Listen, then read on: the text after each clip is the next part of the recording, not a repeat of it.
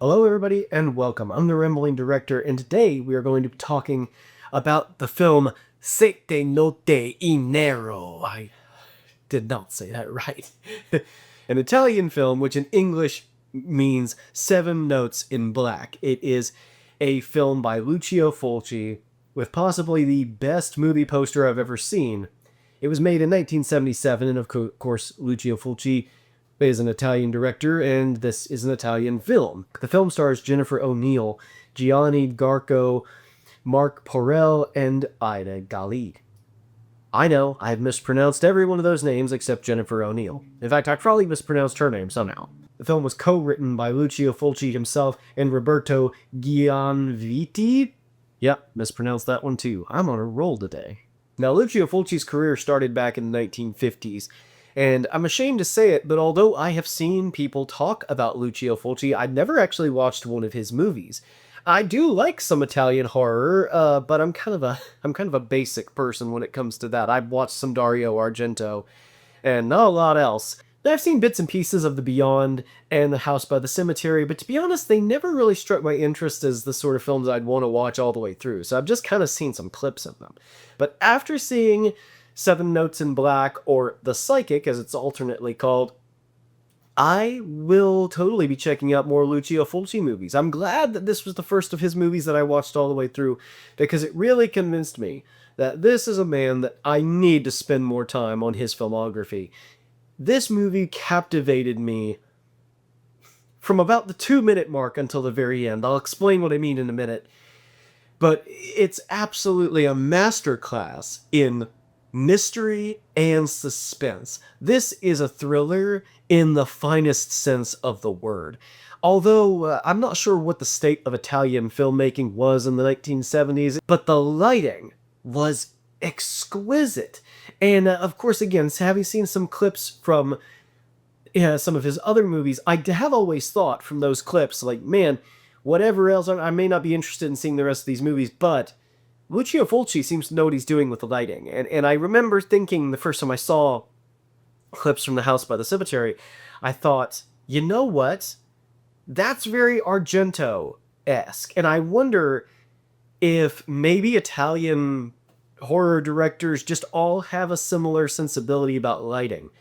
And I loved that because my lighting, when I make movies, tends to be very kind of stark in that same sort of way. So I really enjoyed the cinematography of this movie. I thought it was a beautiful movie to look at. So this woman who has psychic visions, at the beginning of the movie, gets a vision that she is witnessing a woman being murdered and then walled up in a wall, like somebody is laying bricks to block her off in a wall so she will die.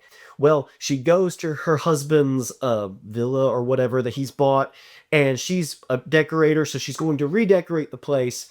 And when she's there, she realizes, oh my gosh, I'm in the room from the vision. So she gets a pickaxe, starts chopping into the wall, and she finds a skeleton. Now, of course, it's in her husband's house, so her husband is arrested for the crime. Now, what she has to do is use her vision to prove her husband's innocence. And from there are so many twists and turns.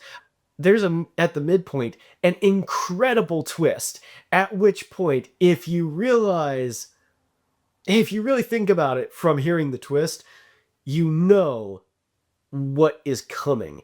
But it's so beautifully executed. So this twist would have been absolutely amazing if it wasn't for the fact that I watched it on Tubi, and the description in the Tubi upload literally spoils the twist in the description of the movie. Ooh, that was infuriating.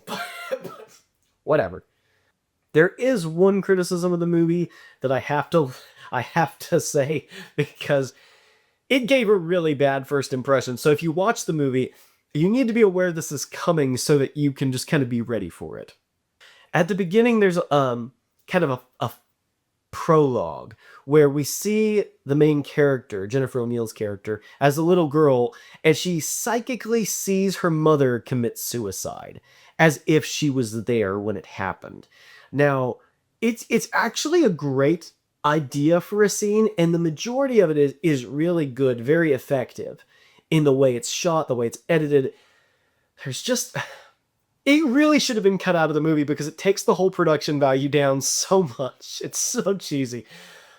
Her body as she's falling down a cliff, they wanted to show her face banging into the cliffside as she falls off the cliff and it breaking her face open and blood coming out. The problem is, it is a mannequin that does not look at all like the woman who just jumped off the cliff. And it is clearly a mannequin. Like, it is the most posed, inarticulated mannequin you can imagine. And it just when I saw it, I laughed out loud. Like, it should have been a tragic, awful, scary moment, and I laughed out loud. You probably should have cut quicker so that it wasn't so obvious it was a mannequin. Frame the shots tighter. I don't know. I feel like there were some ways that could have been shot around. But once you get past that little opening scene, the rest of the film is sublime. And even that first part, if you're like me, to me it didn't like take me out of the movie. In hindsight, I'm like, it's kind of charming that's that's what they had to do to get the point across. But if you're pretty easygoing about stuff like that, I think you can easily look past it because the scene itself, again, is really well shot and well edited. It's just that one special effect is super cheesy. Again, as a gateway drug into Lucio Fulci's movies, it definitely served its purpose. I will be watching a lot more of his movies, and any of them that have this same effect on me, I promise you I will be posting reviews of them. So that's all for today. If you haven't seen it, please check out 7 Notes in Black or The Psychic. Again, it's on Tubi, so you can watch it for free with ads. Tubi doesn't sponsor my videos. I watch a lot of Tubi, so I like to throw that in case you don't want to go investing a bunch of money in a movie you've never seen. Well, you can go and watch it for free. So thank you everybody for watching. God bless you, and see you in the next one.